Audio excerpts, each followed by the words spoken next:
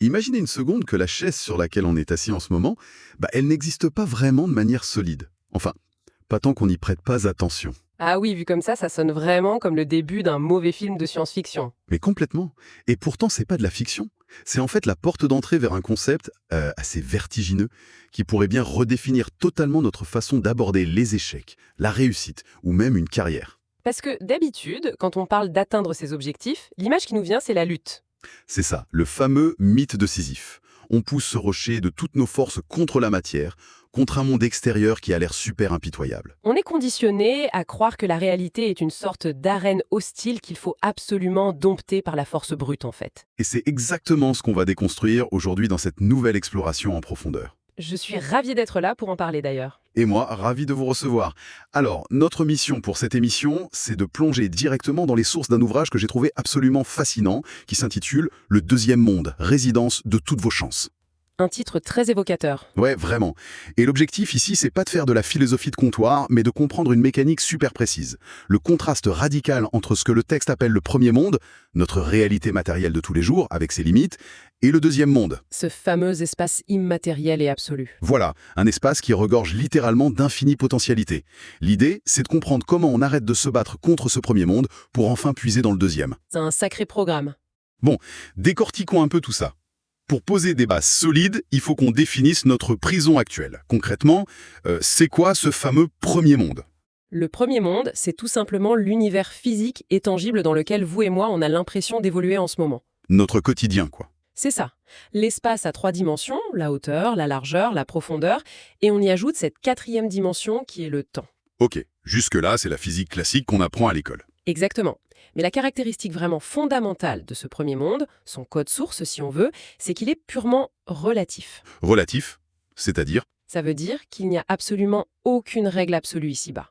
Rien n'existe en soi sans un point de comparaison. En physique, on appelle ça un référentiel. Un référentiel. Donc, pour faire simple, dire qu'il fait chaud, ça n'a de sens que parce qu'on connaît le froid. Tout à fait. Le haut n'existe que par rapport au bas, ce genre de choses. C'est exactement ça. Et pour bien comprendre à quel point cette relativité dicte la physique de notre quotidien, les sources de l'ouvrage rappellent une expérience de pensée très célèbre. Ah, l'expérience de Galilée au XVIIe siècle, non? Oui, celle de la chute des corps sur un bateau. Le fameux marin en haut du Main. J'adore cet exemple. C'est un classique, mais il est redoutable. Imaginez un grand voilier qui navigue à vitesse constante sur une mer calme. Un marin perché tout en haut du mât lâche une lourde sphère en métal. Ok, je visualise. Pour ce marin et pour toutes les personnes qui sont sur le pont du bateau, la sphère tombe en suivant une ligne parfaitement droite. Bah oui, strictement verticale, jusqu'à la base du mât. C'est leur réalité physique, mesurable. Voilà.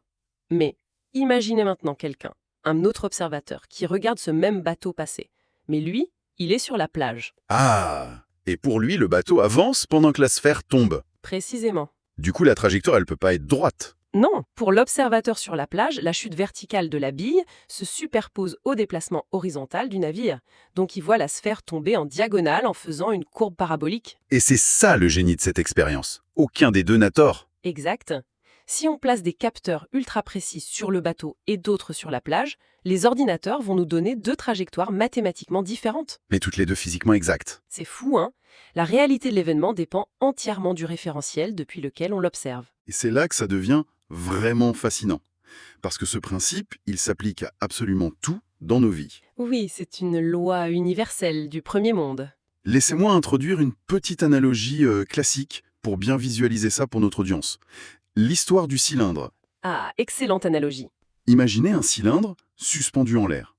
Si je me place exactement face à l'une de ses bases et que je le regarde dans le sens de la longueur, je vais jurer sur ma vie que l'objet est un cercle parfait. Et moi, si je me place de profil, sur le côté, je vais affirmer avec la même certitude que je vois un rectangle. Exactement. Vous voyez un rectangle, moi je vois un cercle.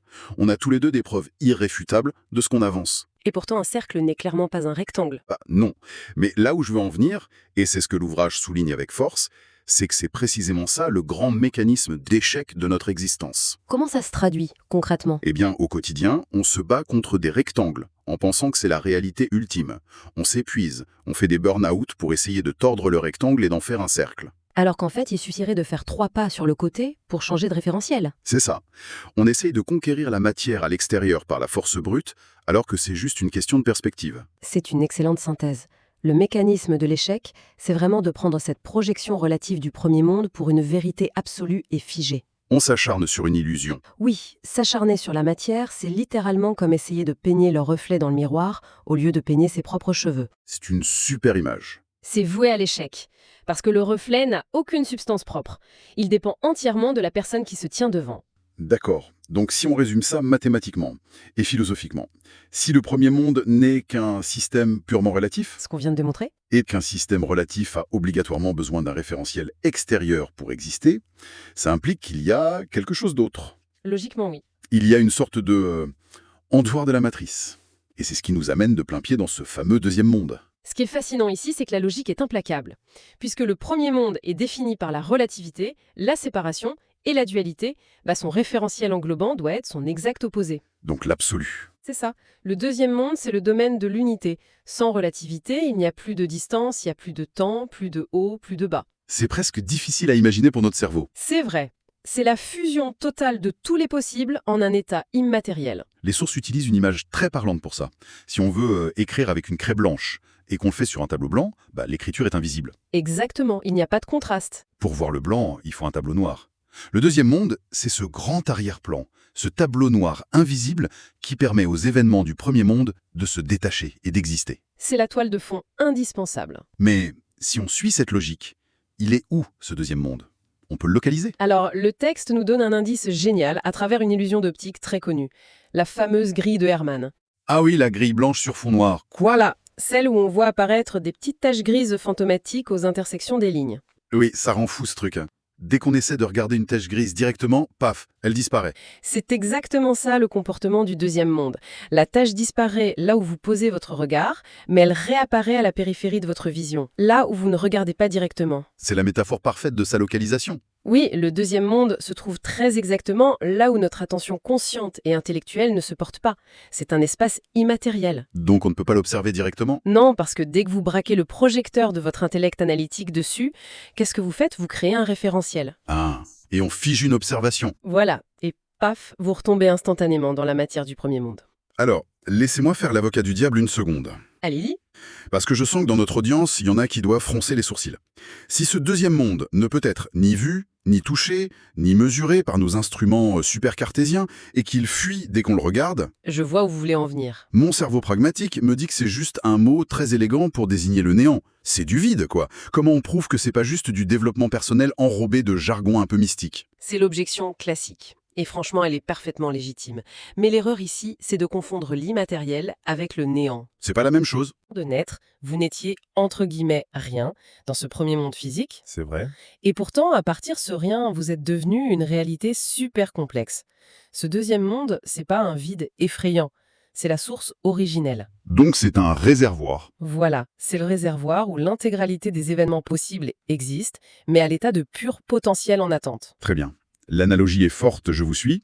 Mais c'est là qu'on doit passer à la vitesse supérieure, parce que la relativité de Galilée avec le bateau, ça reste la physique classique. Tout à fait. Ça nous explique que la réalité dépend de mon point de vue. Ok, mais le bateau est quand même là. Comment on passe de ce réservoir de potentiel invisible à ma vraie vie? À la pratique, vous voulez dire. Ouais, par exemple, la réunion super stressante que j'ai mardi matin à 9h. Comment ça m'aide concrètement? Pour franchir ce pont, les sources nous invitent à quitter la physique classique de Galilée pour entrer de plein pied dans la mécanique quantique. On sort l'artillerie lourde. Un peu, oui, mais sans jargonnage. C'est là que le concept d'observateur prend tout son sens. Dans l'infiniment petit, avant d'être mesuré, la matière n'est pas solide. C'est pas une petite bille dure, quoi. Non. Une particule, à la base, c'est une onde de probabilité. Elle a le potentiel d'être à plusieurs endroits en même temps. C'est ce qu'on appelle la superposition quantique. Donc c'est littéralement un nuage de possibilités. Exactement ça. Et comment ce nuage, il fait pour devenir une particule figée et solide à un endroit bien précis? Eh bien, c'est par l'acte d'observation. C'est vraiment le phénomène central de la physique quantique. On l'appelle l'effondrement de la fonction d'onde. L'effondrement de la fonction d'onde, ok. À la seconde précise où un observateur interagit avec l'onde pour la mesurer, cette infinité de potentiel s'effondre pour ne laisser qu'une seule réalité matérielle. Donc sans observateur, il n'y a pas de matière déterminée. C'est ça, rien n'est figé. Alors, qu'est-ce que tout cela signifie? Attendez, je veux vraiment qu'on s'arrête là-dessus, parce que le texte utilise une phrase qui m'a fait tiquer. Laquelle? Il dit que dans le deuxième monde, absolument tout est possible. Ah oui, c'est une phrase clé. Souvent, on entend ça comme une phrase de motivation un peu cliché, genre le truc qu'on placarderait sur le mur d'une salle de sport. Oui, la citation inspirante classique. Voilà. Mais le livre implique que toutes les réalités existent déjà. Si tout existe déjà dans ce fameux réservoir, est-ce que ça veut dire que tout est déjà écrit? C'est la grande question. Bah oui, parce que du coup, est-ce que mon libre arbitre n'est qu'une illusion? Est-ce que je joue juste le rôle d'un acteur qui lit un scénario préétabli? C'est une question fondamentale. Si l'on relie cela à une perspective plus globale, la nuance apportée par le texte est brillante.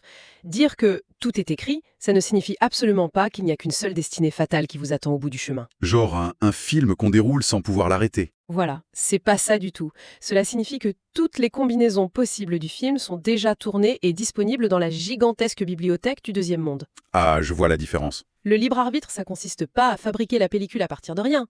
Ça consiste à choisir quel film vous mettez dans le lecteur. C'est génial comme image. Le texte décompose d'ailleurs cette fameuse phrase mot pour mot, de façon quasi mathématique. Oui, faisons-le. Absolument, d'abord. Ça signifie, dans l'absolu, en l'absence du référentiel restrictif du premier monde. Tout à fait. Ensuite, le mot tout. C'est l'intégralité exhaustive des solutions. L'échec comme la réussite absolue. Tout y est. Ensuite, le mot est. Le verbe être au présent. Ce qui signifie que ça prend effet maintenant. C'est une réalité préexistante, pas un vague rêve futur. Et enfin, le mot possible. C'est-à-dire à l'état de potentiel réalisable. Donc, si on rassemble le tout, dans l'absolu, l'intégralité des solutions prend effet à l'état de potentiel réalisable. C'est ça. Le menu entier est là. J'adore cette définition. C'est comme si le deuxième monde, c'était le menu infiniment grand d'un restaurant cosmique. Tous les plats sont déjà cuisinés, ils attendent au chaud en cuisine. Et votre libre arbitre, ce n'est pas d'inventer la recette, c'est de passer la commande. Mais alors, la question à 1 million d'euros. Concrètement, comment je passe commande? C'est la grande application pratique. Bah oui, parce que si ma réalité actuelle me déplaît, si je suis coincé dans une impasse professionnelle ou personnelle, comment je provoque cet effondrement de la fonction d'onde pour matérialiser une meilleure option? Pour comprendre comment on passe la commande, il faut d'abord comprendre le pouvoir absolu de nos propres croyances et de nos sens. C'est-à-dire? Il faut réaliser à quel point le premier monde extérieur est complètement malléable. Le texte utilise d'ailleurs des rappels sensoriels implacables. Prenons le fameux dilemme de l'arbre qui tombe dans une forêt. S'il n'y a personne pour l'entendre, fait-il du bruit? On connaît tous cette devinette. Et quelle est la réponse scientifique? Bah la réponse est non. Mais du coup, ça veut dire que le souffleur de feuilles de mon voisin le dimanche matin, il n'existe pas tant que je suis pas réveillée pour être agacée par lui. C'est tout à fait ça. Quand l'arbre tombe ou que le moteur tourne, en physique ça crée de simples variations de pression dans l'air. C'est purement mécanique. C'est juste de l'air qui bouge. Exactement. S'il n'y a pas un tympan pour capter cette onde et un cerveau pour la décoder, la notion même de bruit n'existe pas dans l'univers. Donc le bruit est une création interne. Oui, et en fait, il en va exactement de même pour la vue. Oui, la couleur n'existe pas, ça c'est un truc qui me fascine à chaque fois qu'on en parle. C'est fou, n'est-ce pas? Dans l'espace vide, entre le Soleil et la Terre, la lumière voyage mais il fait nuit noire. L'onde électromagnétique est invisible en soi.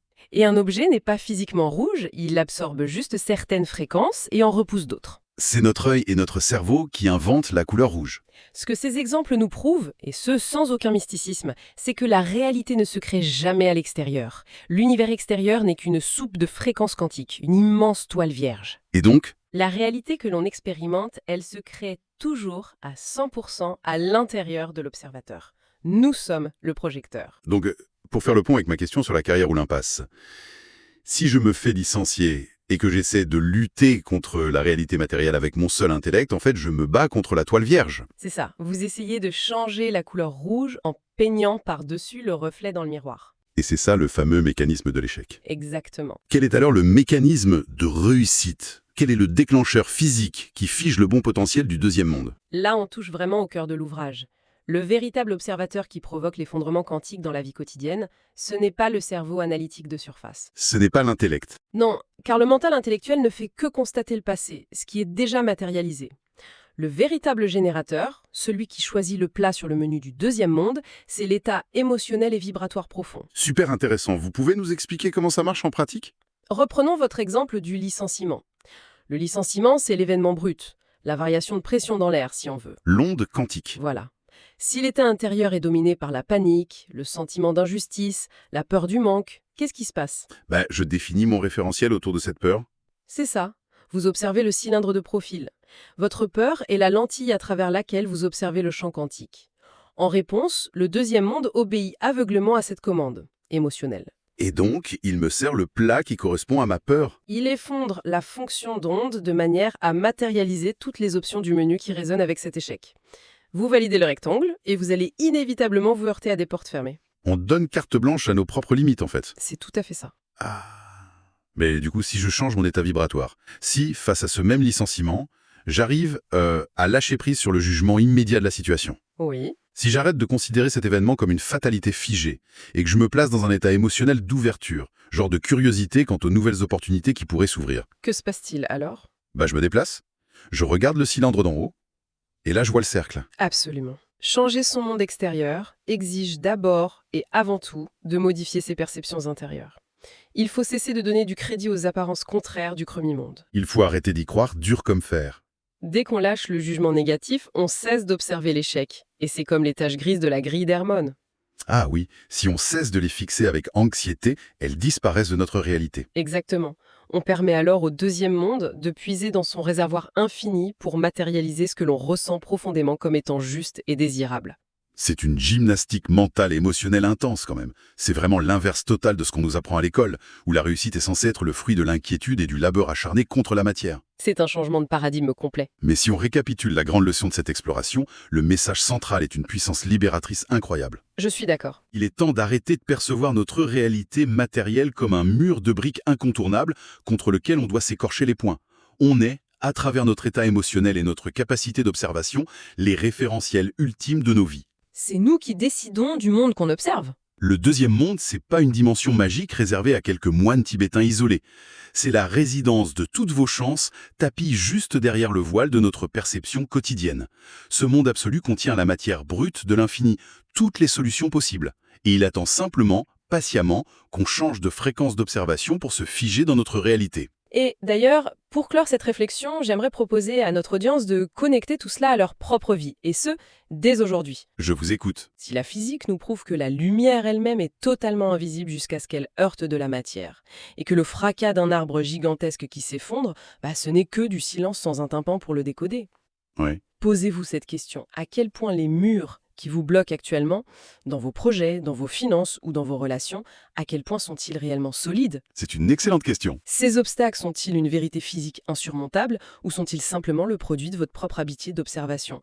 C'est une invitation assez radicale au fond, à fermer les yeux un instant, à cesser de braquer le projecteur de votre intellect et de votre anxiété sur ce qui vous limite pour commencer à ressentir de l'intérieur la réalité que vous commandez réellement au deuxième monde. Quelle perspective! Ça donne sacrément envie de réécrire son menu du jour, en tout cas.